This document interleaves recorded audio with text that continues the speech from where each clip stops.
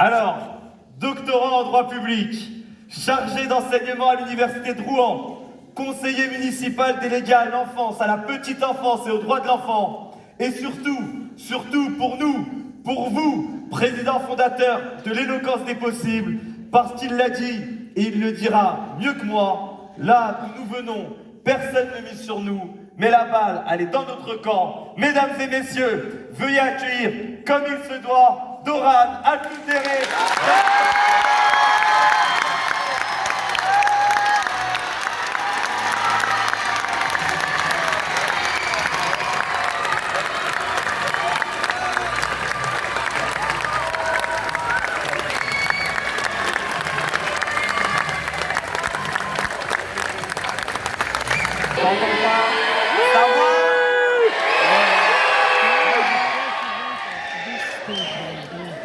Je ne vais pas vous cacher mon émotion, ça se voit peut-être pas, mais depuis hier, les membres le savent, je suis très tendu.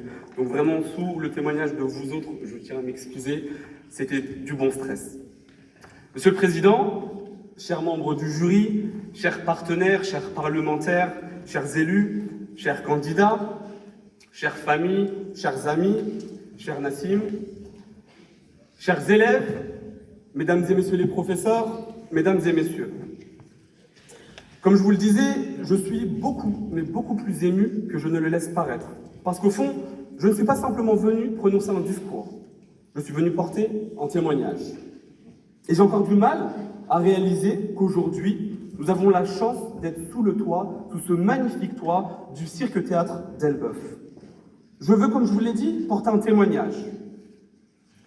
Ce lieu, peut-être vous le savez, peut-être pas, a traversé les générations, les époques, les histoires humaines. Et je crois déjà que ce moment fera partie, vous savez, porté par d'incroyables étudiants, c'est d'apporter un témoignage, de rappeler à celles et ceux qui doutent qu'ils ont eux aussi une voix. Parce qu'au fond, ce n'est pas celui qui parle qui compte réellement, c'est le sens qu'il donne aux mots qu'il emploie. Et aujourd'hui, grâce à ces 7 jeunes candidats, les mots vont compter et on peut les applaudir pour ça.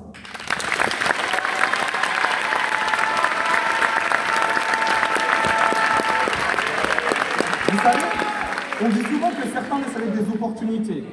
Vous ne fiez pas à ma cravate, à mon beau costume, vous l'aurez compris, moi je suis né avec des obstacles. Mais je suis là pour dire une chose, les obstacles c'est tout sauf une fatalité, bien au contraire. Je suis même reconnaissant que ma famille et moi soyons partis de rien. Parce que partir de rien n'est pas une faiblesse, c'est une puissance. Vous savez, quand on part de rien, chaque victoire, elle devient immense. Même minime, elle devient véritablement immense. Alors à tous les jeunes qui doutent, à vous tous, chaque victoire, comme je vous le disais, elle devient immense, et ceux qui pensent qu'ils sont en retard, à ceux à qui on a déjà fait sentir que réussir, ça allait être difficile, à vous mes petits frères, à vous mes petites sœurs des quartiers, ceux ayant des difficultés, écoutez-moi bien, vraiment écoutez-moi bien, personne, et je dis bien personne, n'a le faire de croire que vous avez des difficultés dans la vie et jusqu'où vous pourrez y aller. Croyez en vous avant même que les autres y croient. Votre histoire n'est pas un frein, bien au contraire, ça doit être un carburant. Parfois ce sera dur, parfois vous tomberez, c'est la vie. Mais ce n'est pas la chute qui doit vous définir, c'est la décision, celle de vous relever, encore et encore. Vous savez, on entend souvent, quand on veut, on peut. Mais parfois, malgré la volonté, le travail, les sacrifices, on n'y arrive pas immédiatement. Parce que la vie, elle est beaucoup plus complexe qu'une citation Internet. Les difficultés sociales, familiales, économiques, psychologiques, elles existent réellement. Mais elles ne doivent jamais devenir une condamnation. Si je vous parle de Nelson Mandela, qu'est-ce qu'il disait? Une réponse? Non. Soit je gagne, soit j'apprends.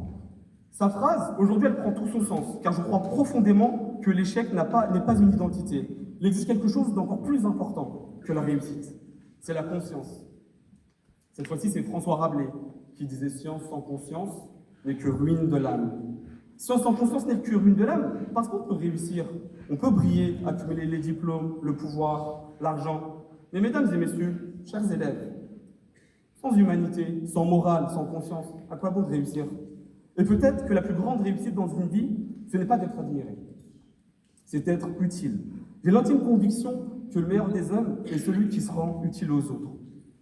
L'éloquence, ce sont des mots, et les mots ont une force. Ils peuvent blesser, humilier, exclure, mais ils peuvent aussi réparer, élever, réconcilier. Et c'est pour cela qu'il faut défendre la parole. Parce que parler librement, c'est un privilège immense. Et comme l'a rappelé Nassim, la parole peut changer le cours de l'histoire. Mais avant ça, changer notre propre histoire. Le jour où vous trouvez votre voix, plus personne ne peut parler à votre place. Et c'est là où ça devient puissant. Les candidats, aujourd'hui, vous n'êtes pas des simples candidats.